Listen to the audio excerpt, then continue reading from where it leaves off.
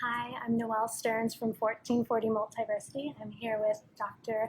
Gabor. Am I saying that correct? No. I've asked him about 10 times. Nobody says it properly. Okay, I'm here with Dr. Gabor Mate.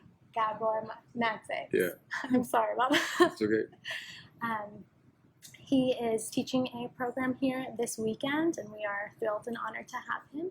He is an expert, I would say, in trauma, addiction, stress.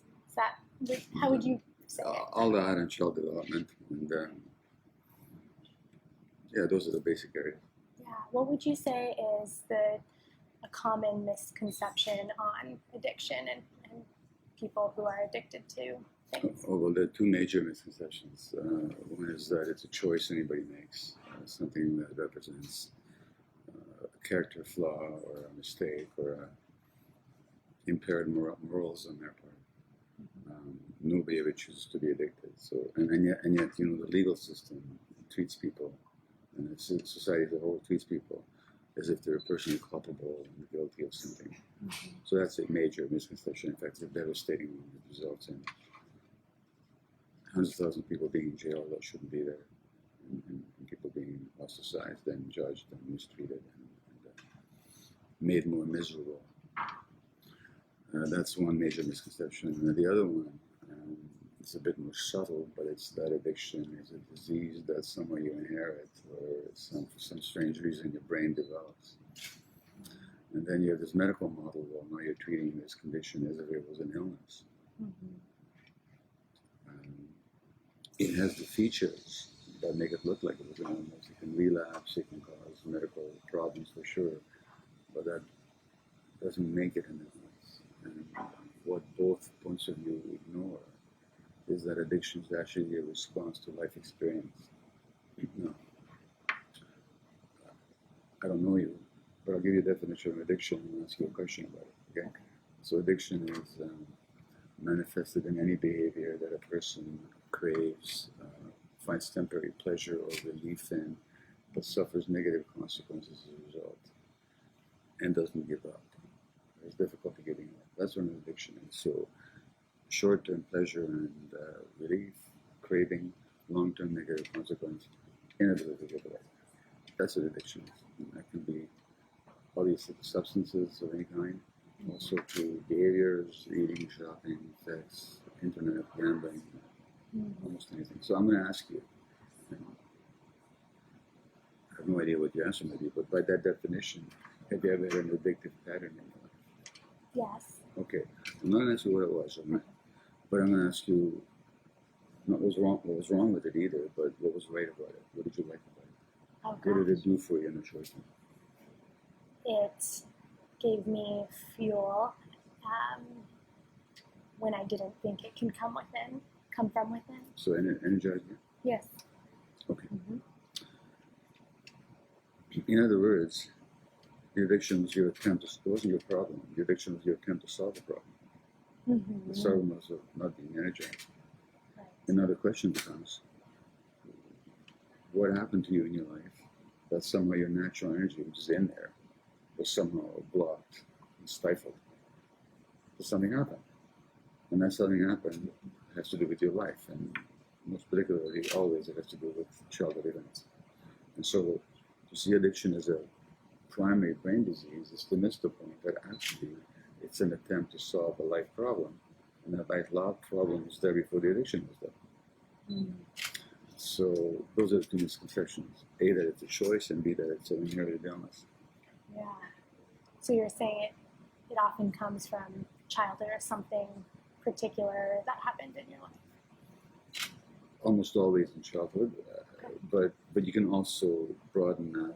I mean, on a social level, the more stress there is, the more dislocation there is, the more disconnection there is, the more people lose their attachments to others, to community, to their spiritual ways, their religious communities, their land, nature. The more there's dislocation in people's lives, the more addiction you're going to see. Mm. So perhaps not in every case can you take it back to childhood trauma, but virtually in every case. Mm-hmm. And certainly in my work, it just shows up all the time. Yeah. Does it accumulate over generations? Well, that's the other thing. It is not personal. It's not nobody's fault. It's multi-generational. So that having experienced trauma myself early in childhood, I know I passed that trauma on to my children who are now adults and are not having to deal with the impact of it. I didn't mean to. I did my very best. I love them. But some of that stuff was passed on. So it's multi-generational. Yeah. So it's not personal to anybody, but it is rooted in life experience. It's not a mysterious thing that comes along. Yeah. Does your work also focus on kind of revealing, what if we suppressed those experiences so deep that we don't even know what the root cause is? Most people do. Most people do know? Or I should say many people do repress Okay. those experiences. And that repression is simply a childhood adaptation. I mean, when the pain is too much and you can't change the situation, what else can you do?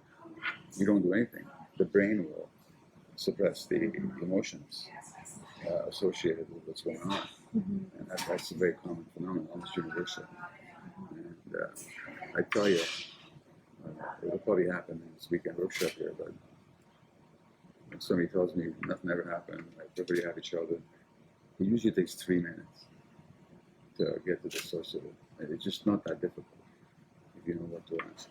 Okay, so it is through talking through it. Well, that's one way to get there. People may also get there through body work, getting in touch with their bodies, so very somatic therapies. People can also get there through sometimes through psychedelic healing modalities, which really take you very deeply into your emotional self. Again, not suggesting unguided, irresponsible use of anything, but in the proper setting, that could be a very quick route to the unconscious. So there's a number of ways to get there. Other modalities, EMDR and so on. But one way or the other, I just don't find it that difficult to locate the source of people's pain, even if they've repressed it. Because they may have repressed it, but it's there. So it shows up in daily life. So it's not that difficult to see it. And if someone notices the manifestation of that repression in their life, or they are addicted to something, or see, their friends or family struggling, what would you suggest is kind of, if someone couldn't do a full weekend retreat with you or something, what's the first step or some tip that you can take away?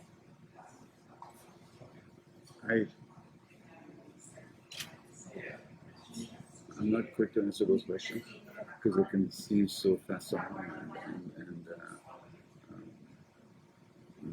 inadequate for me to give an answer. It's a very important question, but that shows up in what I do, so it's a question of not so much how I talk about it, but how I work with people. But in general, if somebody begins to recognize that there's a problem, if they come to a weekend workshop with me, by the end of it, they'll have a very clear idea, so that's not a problem. The question is really for people who are not coming to the workshop.